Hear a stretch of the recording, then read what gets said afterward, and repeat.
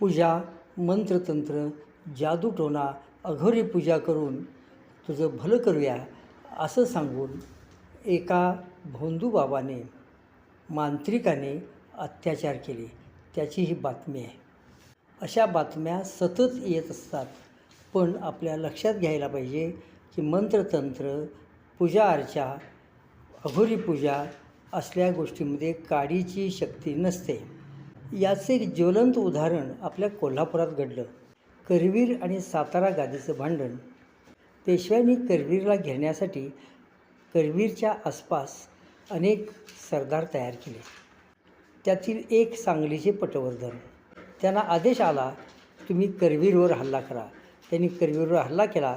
करवीरचा राजा पन्हाळ्यावर जाऊन बसला.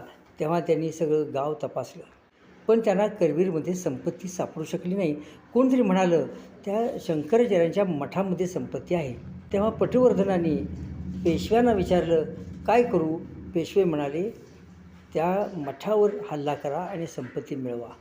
पेशवे मठावर चालून गेले. शंकराचार्याला खुर्चीशी बांधून घातलं आणि मठ खणला, तरी त्यांना काही संपत्ती सापडली नाही. तेव्हा अपमान झाल्यामुळे रागावलेले शंकराचार्य तिथून 32 मैल चालत गेले आणि जीभ हासडून त्यांनी आपला जीव दिला. यावरून काय लक्षात येतं? मंत्रतंत्र, पूजा अर्चा माहिती असणारे हजारो ब्राह्मण ज्यांच्या पदरी आहेत असे पेशवे, त्यांचे सरदार पटवर्धन, हे दोघंही स्वतः ब्राह्मण आणि ज्यांनी हल्ला ज्यांच्यावर केला ते शंकराचार्य, तेही ब्राह्मण. त्यांना तर वेद, पुराणे, सर्व धर्मशास्त्रे, तोंडपाठ सगळं त्यांनी कोळून प्यालेलं आहे. पण मंत्रातंत्रात शक्ती आहे हे तिघापैकी एकाला जरी माहिती असतं तरी त्यांनी वर्तन असं केलं नसतं. उदाहरणार्थ, पेशव्यांनी चढाई करण्याची परवानगी दिली नसती. पटवर्धन चालून आले नसते, घाबरले असते मंत्रतंत्राला, कारण शंकराचार्यांनी मंत्रतंत्र केला असता. पण शंकराचार्यांना माहिती होतं की आपल्यामध्ये सुद्धा अशी काडीची शक्ती नाही, आणि म्हणून त्यांनी मंत्रतंत्र करण्यात, पूजा अर्चा करण्यात वेळ घालवण्यापेक्षा त्यांनी तडक 32 मैल चालत गेले आणि स्वतःचा जीव दिला.